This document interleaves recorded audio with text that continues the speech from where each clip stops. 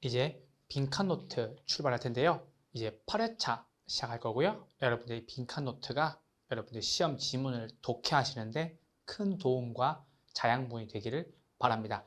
출발합니다. 1번입니다. 포트폴리오 구성을 통해서 피할 수 있는 위험인데요. 피할 수 있는 위험이래요. 포트폴리오 구성에 있어서 위험은 총 두 가지가 있죠. 첫 번째, 체계적 위험이 있고요. 두 번째, 비체계적 위험이 있는데요. 여러분, 체계적 위험에는요, 인플레이션 상승이나 경기 변동과 같은 우리가 피할 수 없는 위험이 있고요. 비체계적 위험은요, 개별 자산이기 때문에 피할 수 있다고요, 없다고요? 피할 수 있다고 설명을 드렸습니다. 그런데 포트폴리오 구성을 통해서 피할 수 있는 위험이니까요. 체계적이에요, 비체계적이에요? 비체계적 위험이 되겠네요. 이해되셨죠? 비체계적 위험은 포트폴리오 구성을 통해서 피할 수 있다라고 정리해 주시면 되겠어요. 그래서 체계적 위험과 비체계적 위험을 다 더해서 우리는 뭐라고요? 총 위험이라고 얘기하고 총 위험 역시 줄일 수 있죠. 왜요? 비체계적 위험이 줄어들 수 있으니까 총 위험 역시 줄어들 수 있다라고 끝까지 정리해 주시면 되겠습니다. 1번이었습니다. 2번입니다. 무위험률의 상승이래요. 무위험률의 상승은 투자자의 요구 수익률을 상승시킬까요? 하락시킬까요? 여러분, 요구 수익률의 구성은요, 무위험률 더하기 위험 할증률이니까 무위험률이 상승하면요, 투자자의 요구 수익률도 상승하게 되겠죠. 여러분, 요구 수익률은 뭘로 구성이 되어 있어요? 요구 수익률은요, 구성이 되어 있는 게 뭐죠? 무위험률 더하기 위험 할증률로 구성이 되어 있는데 무위험률은요, 뭐에 대한 대가예요? 시간에 대한 대가였고 위험 할증률은요, 위험에 대한 대가였는데 지금 보면은 무위험률이 올라갔다라고 얘기하죠. 무위험률의 상승은요, 역시 요구 수익률도 어떻게 시킨다? 상승시킨다 라고 정리해 주시면 되겠어요. 그래서 무위험률의 상승은요, 투자자의 요구 수익률도 상승시킨다 입니다. 3번입니다. 기대 수익률은 투자로부터 기대되는 예상 수익률로서 괄호 안에라고도 얘기를 하는데요. 기대 수익률이 다른 말로도 많이 쓰이는 경우가 있기 때문에 요구 수익률과 반드시 비교해서 정리해 두셔야 돼요. 그래서 기대 수익률은요, 뭐예요? 기대되는 예상 수익률이고요.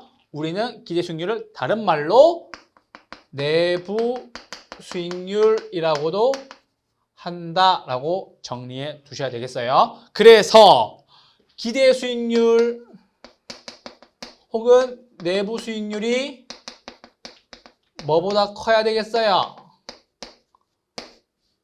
요구 수익률보다 클 때 우리는 투자를 한다고요, 안 한다고요? 요구 수익률 클 때 우리는 투자를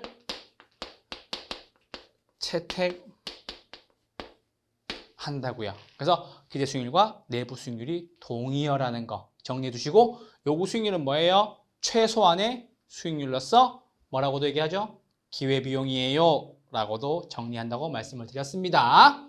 3번이었습니다. 4번, 인플레이션, 경기변동, 이자율 등의 체계적 위험 나왔죠? 체계적 위험 나왔어요. 피할 수 있다고 없다고? 피할 수 있다고 없다고? 피할 수 없다고 분산 투자를 해도 제거가 가능하다고 불가능하다고요? 제거가 불가능하다고 꼭 기억해 주셔야 돼요. 제가 아까 체계적, 비체계적 하면서 비체계적은 피할 수 있다라고 말씀을 드렸어요. 꼭 기억하시면 되고요. 체계적 위험은요, 분산 투자를 통해서 피할 수 없고 제거할 수 없다라고 정리해 두세요. 4번이었습니다. 5번입니다. 위험 조정 할인율을 적용하는 방법 나왔죠? 위험 조정 할인율로 뭘 쓰는 거죠? 요구 수익률을 쓰는데 장래 기대되는 소득을 현재 가치로 환원하는 경우 여기서 한번 잘라야 되죠. 자르고 우리는 보편 타당한 거를 봐야 되죠. 위험한 투자일수록 할인율을 어떻게 적용해요? 위험한 투자잖아요. 그래서 할인율도 어떻게? 높은 할인율을 적용한다는 거죠. 제가 계속 말씀드리는 게 그거죠. 투자의 첫 번째 원칙은요. 하이 리스크에 따른 하이 리턴이라는 거. 그쵸? 하이 리스크에 따른 하이 리턴이라는 거. 이게 투자의 첫 번째 원칙이었어요. 위험이 크면 수익도 크고 위험이 크니까 할인율도 높게 적용한다는 거죠. 할인율이 뭔데요? 요구 수익률이라는 거. 정리해 두셔야 됩니다. 시험에 실제로 나왔던 지문이고 답이 됐던 지문이에요. 5번이었습니다.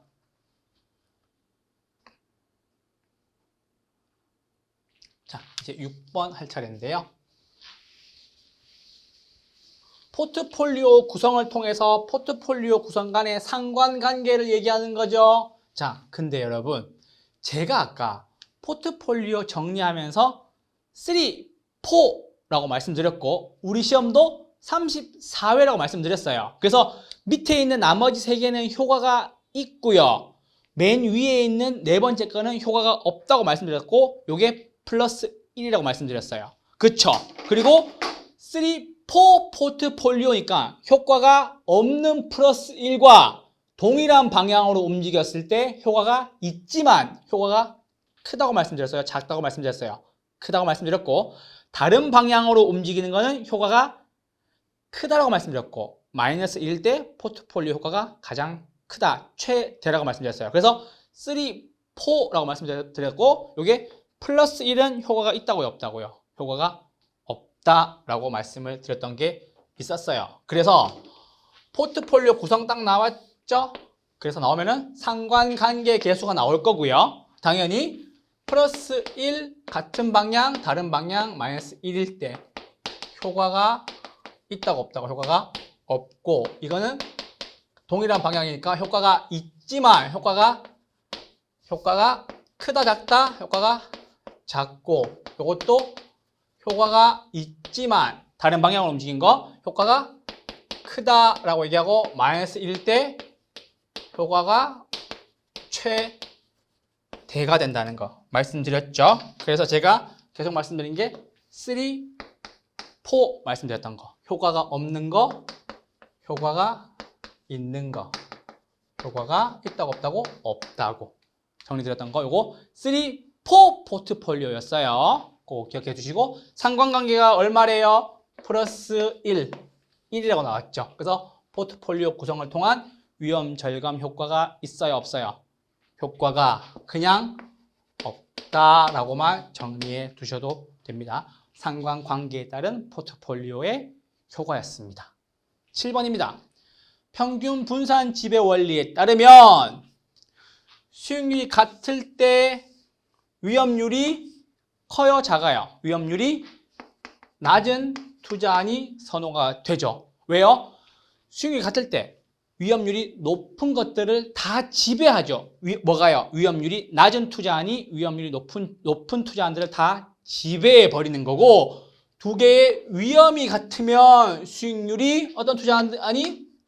수익률이 높은 투자안이 선호된다. 즉 제가 평균 분산에 대한 지배 원리를 말씀드릴 때 수익률이 같으면은 위험률이 제일 낮은 것이 위험률이 상대적으로 높은 걸 다 지배한다고 말씀드렸고 위험이 같을 때는 수익이 제일 높은 것이 수익이 다른 낮은 것들을 다 지배한다고 말씀드렸어요. 그게 평균 분산 지배 원리의 가장 기본적인 학계론적 개념이에요. 그래서 평균 분산 지배 원리에 따르면 두 개의 투자안의 수익이 같으면 위험률이 낮아야 되고요. 위험이 같으면요 수익률이 높은 투자안이 선호된다고 말씀을 드렸어요. 이렇게 해서 7번이었습니다. 8번 일시불의 현가계수의 역수는 일시불의 내가계수이고 그쵸? 일시불의 현가계수의 역수는 뭐라고요? 일시불의 내가계수, 일시불의 미래가치계수이고 그쵸? 저당상수의 역수 나왔어요. 저당상수의 역수는요 연금의 현가일까요? 연금의 내가일까요? 제가 아까 저당상수의 역수는 연금의 현가입니다 라고 말씀드리기 전에 제가 연내 뭐 걸린다고 얘기했어요? 감기 걸린다고 말씀드렸죠. 그래서 연금의 내가계수, 연금의 미래가치계수의 역수는요 감채 기금 계수니까 저당 상수의 역수는요. 연금의 어떤 계수? 현가 계수가 되겠네요. 그래서 요 페이지 잠깐 보시면요. 아까 제가 반드시 역수관계 외워달라고 말씀드렸죠. 그래서 일시불의 현가계수의 역수는요. 일시불의 내가계수, 일시불의 미래가치계수가 되겠고요. 그리고 연금의 현가계수의 역수는요. 뭐가 되겠어요? 저당 상수가 될 거고, 그리고 마지막으로 연금의 내가계수의 역수는요. 뭐가 돼요? 감채 기금 계수가 될 거라는 거 말씀을 드리면서 제가 연내에 감기 된다, 감기 걸린다 이거 꼭 외워달라고 말씀드렸어요. 제가 말 많이 하는 직업이니까 목 관리 열심히 하지만 그래도 연내에 감기 한 번쯤 걸린다, 연내 감기 연금의 내가 계수의 역수는요 감채 기금 계수라는 거 요거 하나 꼭 기억하시고 일시불의 현가와 일시불의 내가가 역수라는 거 기억하시고 나머지 하나는 자동으로 기억하셔야 되겠죠. 그래서 그게 8번 문제의 답이었습니다. 저당 상수의 역수는요 연금의 현가 계수이다 라고 나왔어요. 자, 이제 9번 나왔습니다. 감채 기금 계수의 역수 나왔어요. 감채 기금 계수의 역수는요 연금의 뭐요? 연금의 내가 계수이다 라고 나오죠. 혹은 연금의 미래가치 계수이다 라고도 정리해 주셔도 돼요. 시험 지문에 역수관계를 계속 물어보는 경우가 있기 때문에 꼭 반드시 여기 세 가지의 역수 잘 기억해 두셔야 됩니다. 나중에 가면 7가지로 늘어날 텐데 지금의 세 가지를 잘 기억해 두셔야 뒤에 네 가지를 추가하셨을 때 안 헷갈릴 수가 있어요. 그래서 화폐의 시간가치에서 나오는 역수관계 세 가지의 모양도 잘 기억해 두세요. 자, 마지막 10번입니다. 매월 말 50만 원씩 5년간 들어올 것으로 예상되는 임대료 수입의 현재 가치를 계산하려면 우리는 어떤 화폐 가치를 써야 될까요? 자, 보세요, 여러분. 매월이라는 말이 나왔어요. 매월, 매년이라는 말이 나오면요. 우리는 일단 처음에 뭐 쓰자고 말씀드렸죠? 연금이라는 말 쓰자고 말씀드렸죠. 그런데 매월 말 50만 원씩 들어올 것으로 예상되는 임대료 수입을 언제로 가져온대요? 현재로 가져온대요. 그러면 우리는 연금의 어떤 계수? 연금의 현재 가치 계수를 통해서 구할 수가 있다는 거죠. 그렇게 정리해 두시면 되세요. 그래서 매월, 매년이라는 말이 나오면요. 연금이라는 거 우선 깔고요. 뒤에 현재로 가져와서 계산을 하느냐 아니면 미래로 보내서 큰 금액을 계산하느냐에 따라서 연금의 현재 가치가 될 수가 있고 연금의 미래 가치, 즉 연금의 내가 계수를 써야 될 수도 있다는 거 함께 정리해 두셨으면 좋겠습니다. 자, 오늘 이렇게 10개 지문 저하고 잘 정리해 보셨는데요. 꼭 도움이 될 수 있도록 여러분 걸로 만들 수 있었으면 좋겠습니다. 한 주 동안 건강하시고 다음 주에 뵙겠습니다. 감사합니다.